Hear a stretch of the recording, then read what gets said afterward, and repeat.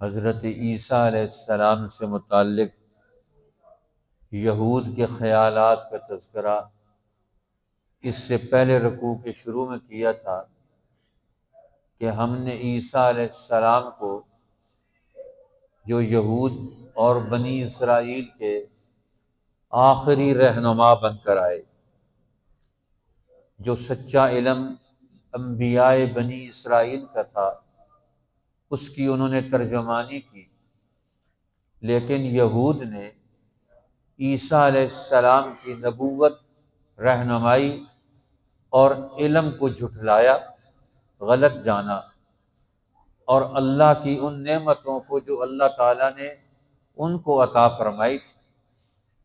اس لیے قوموں کے رہنما وہ ہوتے ہیں جو قوموں کو دنیا اور آخرت کی نعمتوں کا، انعامات کا مستحق بنا سکے۔ جو رہنما اپنی محنت اور جد و جہد سے قوم کو کچھ نہ دے سکیں، نہ علم دے سکیں، نہ اخلاق دے سکیں، نہ رہنمائی دے سکیں، وہ کیا رہنما ہے؟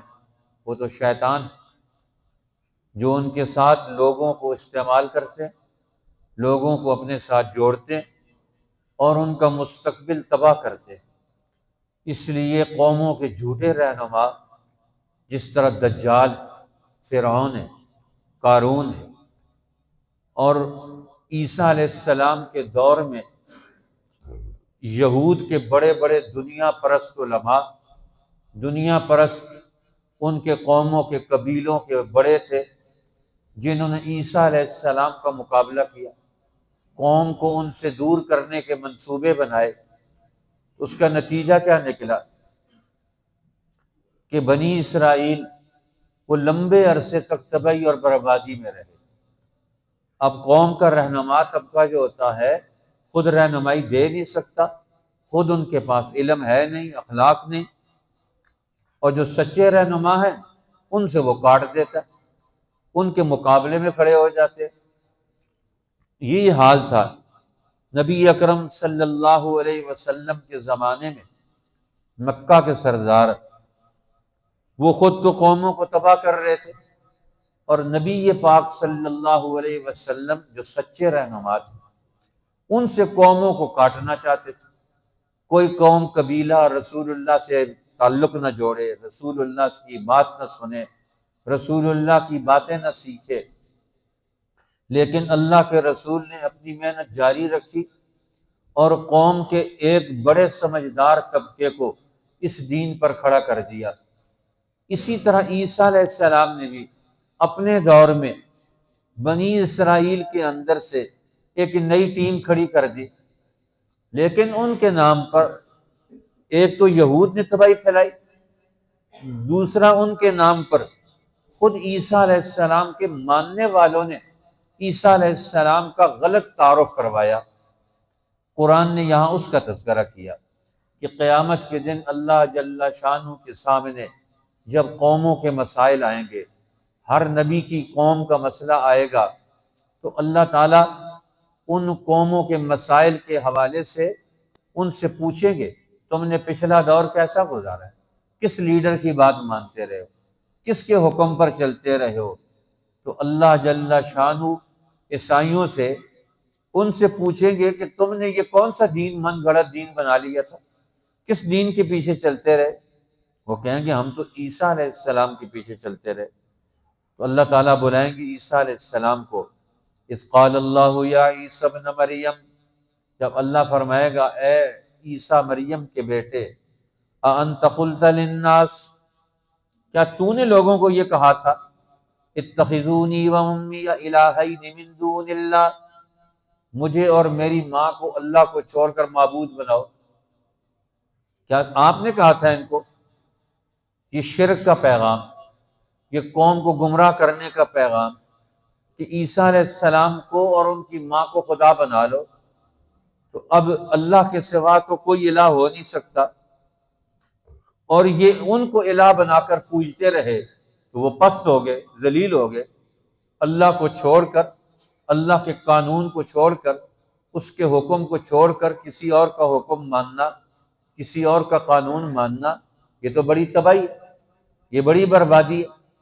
کیا آپ نے کہا تھا عیسیٰ علیہ السلام لمبا عرصہ تک، روایات میں آتا ہے، سکتے میں رہیں گے، خاموش رہیں گے، اور پھر جواب دیں گے تو اتنا ہی جواب دیں گے، سبحانک، اے اللہ تو پاک ہے۔ پہلا جملہ اللہ کی تنزیہ کا، اس کی پاکیزگی اور بڑائی اور عظمت کا، کہ یہ جو کچھ بیان کر رہے ہیں یہ تو غلط، تو پاک ہے۔ ما یکون لی ان اقول ما لیس لی بحق، یہ کیسے ہو سکتا ہے کہ میں وہ بات کہوں جس کا میں حقدار نہیں؟ میں تو بندہ ہوں، میں تو تیرا نمائندہ ہوں، میں تو تیرا نبی ہوں، میں تو خدا نہیں، میں تو ان کا معبود نہیں ہوں۔ حکم تو تیرا چلے گا، عبادت تیری ہوگی، قانون تیرا مانا جائے گا، فیصلہ اے اللہ تیرا مانا جائے گا، اس لیے میں ایسی بات کیسے کہہ سکتا ہوں؟ ان کنت قلتہ فقد علمت، اگر میں نے یہ کہا ہوتا تو تجھے پتا ہوگا، تیرے علم میں ہو۔ کیوں؟ تعلم ما فی نفسی، میرے دل کی باتوں کو تو جانتا ہے، میرے نفس میں، میرے جی میں کیا ہے وہ تیرے علم میں ہے۔ ولا اعلم ما فی نفسک، اور جو تیرے جی میں ہے میں اس کو نہیں جانتا، اس لیے تو میرے اوپر حاوی، میرے دل اور میری باتوں کو، میرے خیالات کو جاننے والا ہے، میں تو تیرے اوپر حاوی کیسے ہو سکتا ہوں؟ انک انت علام الغیوب، تو چھپی ہوئی باتوں کو، بھید کو جاننے والا ہے۔ تو اگر میں نے کہا ہے تو پھر تو جانتا ہے، اور جب تو جانتا ہے تو تیرے علم میں یہ بات ہے کہ میں نے انہیں کبھی نہیں کہا کہ اللہ کو چھوڑ کر کسی اور کی عبادت کرو۔ تو سچا لیڈر، سچا رہنما قوموں کا وہ ہوتا ہے جو قوم کو آنے والے دور میں کامل رہنمائی دے۔ آج مسلمانوں کا المیہ، ان کے جتنے لیڈر اور رہنما ہیں ان کے پاس اپنا علم اور نظریہ نہیں، وہ شیطانوں کی باتیں لے کر انسانوں کو بتاتے۔ قرآن حکیم، تاریخ اسلام، سیرت رسول اللہ، سیرت فقہاء، علماء، اولیاء اللہ، اب دنیا میں قوموں کو ہر دور میں کس طرح رہنمائی دی۔ اب ہندوستان میں اس دور زوال میں ایک دور تھا کہ مسلمانوں کے حکمران عادل تھے، عالم تھے، مشفق تھے، قوم کی خدمت کرتے تھے، ترقی دینا جانتے تھے، لیکن جب ان پر زوال آ گیا، وہ دنیا سے چلے گئے، تو پیچھے سچے رہنما جو اس دور میں موجود تھے، جس طرح اورنگزیب عالمگیر کے دور میں بڑے بڑے علماء اور فقہاء، جن میں شاہ عبد الرحیم محدث دہلوی، شاہ ولی اللہ محدث دہلوی، جنہوں نے اس دور میں قرآن کا پھر فارسی میں ترجمہ کیا، کہ آج قوم کو ضرورت ہے کہ قرآن حکیم سے رہنمائی لیں۔ اب اوپر نظام ختم ہو رہا ہے، حکمران جا رہے ہیں، اب مسلمان قرآن حکیم کا براہ راست مطالعہ نہیں کرتے، اس سے آگاہی حاصل نہیں کرتے، حدیث پاک براہ راست اس سے رہنمائی نہیں لیتے، تو امام شاہ ولی اللہ نے قرآن پاک کا فارسی ترجمہ کیا، اور ترجمہ کر کے روزانہ کی بنیاد پر وہ اپنے شاگردوں کو اور اپنے لوگوں کو قرآن حکیم کا درس دیتے تھے، 1-2 رکوع روزانہ پڑھاتے تھے، کہ قرآن حکیم ہمیں آج زندگی کی کیا رہنمائی دیتا ہے۔ پھر یہ حدیث کی یہ 6 کتابیں، سیاہ ستہ، اس سے پہلے یہاں کے علماء کو نصاب میں نہیں پڑھائی جاتی، ایک آدھ کتاب دوسری حدیث کی پڑھائی جاتی تھی، لیکن یہ 6 حدیث کی کتابیں تسلسل کے ساتھ نہیں پڑھائی جاتی تھی۔ اب امام شاہ ولی اللہ حرمین شریفین تشریف لے گئے، وہاں کے علماء سے علم حدیث کا پورا علم حاصل کیا، واپس آ کر پوری حدیث اپنے شاگردوں کو، اپنے معاشرے کے لوگوں کو پڑھائی، کس سے رہنمائی لو، زندگی میں کن چیزوں کو ہمیں لینا چاہیے، کن کو چھوڑنا چاہیے، ہمیں پتہ ہو۔ آج بھی یہی حال ہو گیا مسلمانوں کا، ہمیں زندگی میں کون سی صحیح چیز ہے، کون سی غلط چیز ہے، کون سی چیز لینی چاہیے، نہیں لینی چاہیے، کوئی پتہ نہیں، کیونکہ علم حاصل ہی نہیں کیا۔ اس اعتبار سے ہر دور کے سچے رہنما وہ قوموں کو صحیح راستہ بتاتے ہیں۔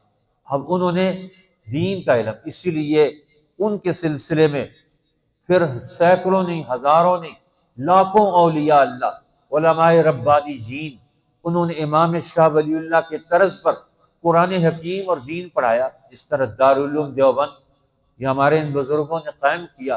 ان سب نے شاہ ولی اللہ کے درس حدیث کو اور درس قرآن کو اور ان کے طریقہ کار کو دارالعلوم دیوبند میں پکا اور بنیادی طور پر اس کو قائم کر کے دکھایا کہ اگلے دور میں جتنے علماء، طلباء، محدثین، اولیاء اللہ، فقہاء اس امت میں پیدا ہوں ان کو پورا قرآن آتا ہو، ساری حدیثیں ان کو آتی ہیں اور پوری حدیثوں کا علم ان کے پاس موجود ہو۔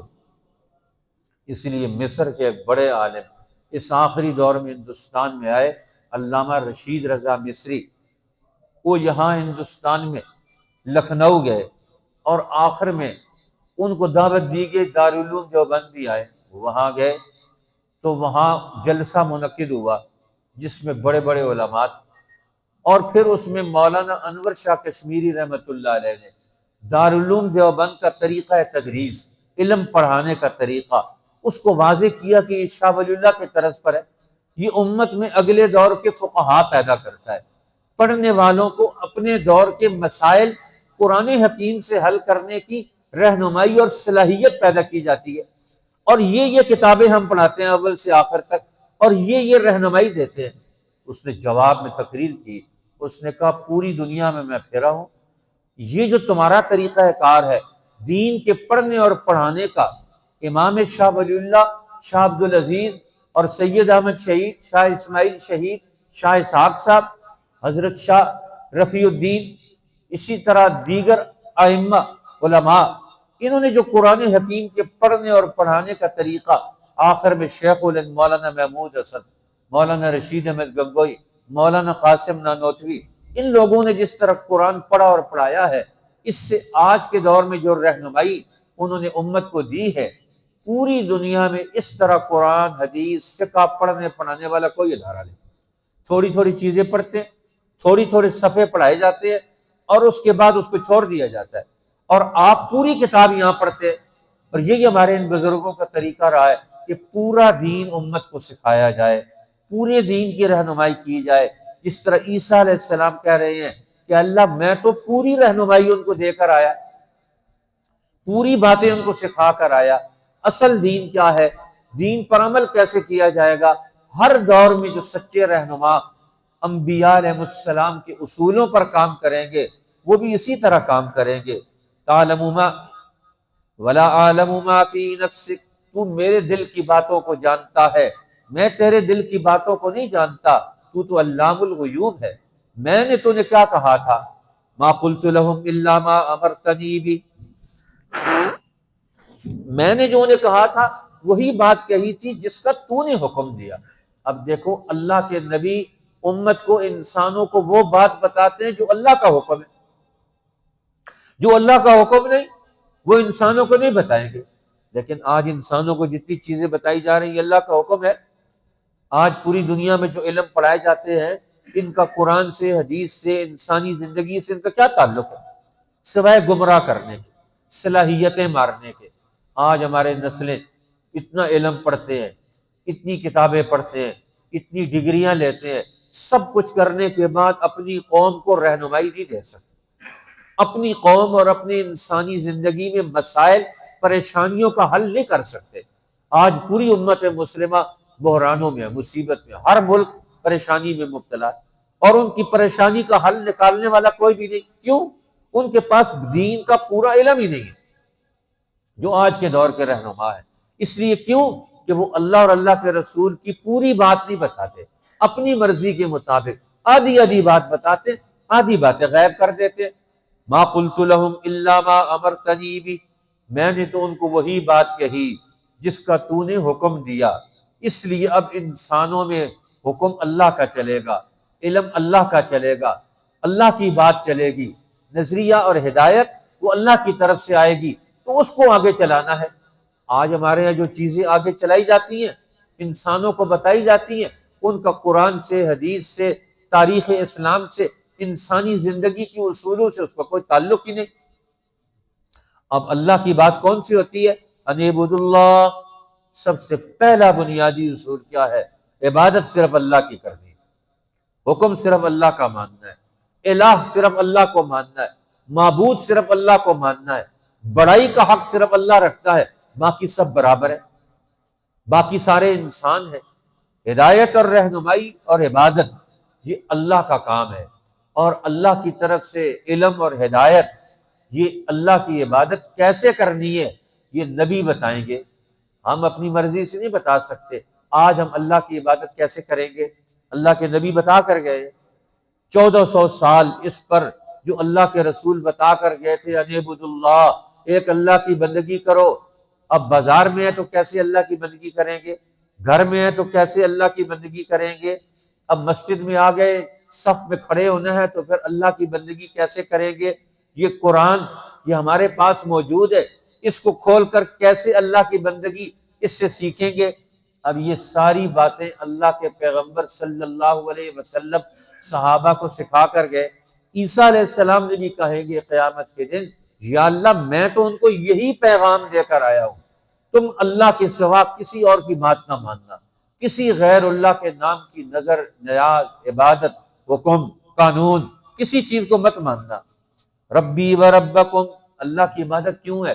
وہ میرا رب بھی ہے، تمہارا رب بھی ہے۔ رب کسے کہتے ہیں؟ بنیادی طور پر جس میں 3 وصف موجود ہوں، وہ خالق ہو، وہ مالک ہو، وہ رازق ہو، اس کو رب کہا جاتا ہے۔ جو خالق ہے، جس نے پیدا کیا ساری کائنات، ساری چیزوں کو، وہی رب ہو سکتا ہے، اور وہ صرف اللہ ہے۔ جو ہر چیز کا مالک ہو، ملکیت اس کی نہ ختم ہو، وہی رب ہو سکتا ہے۔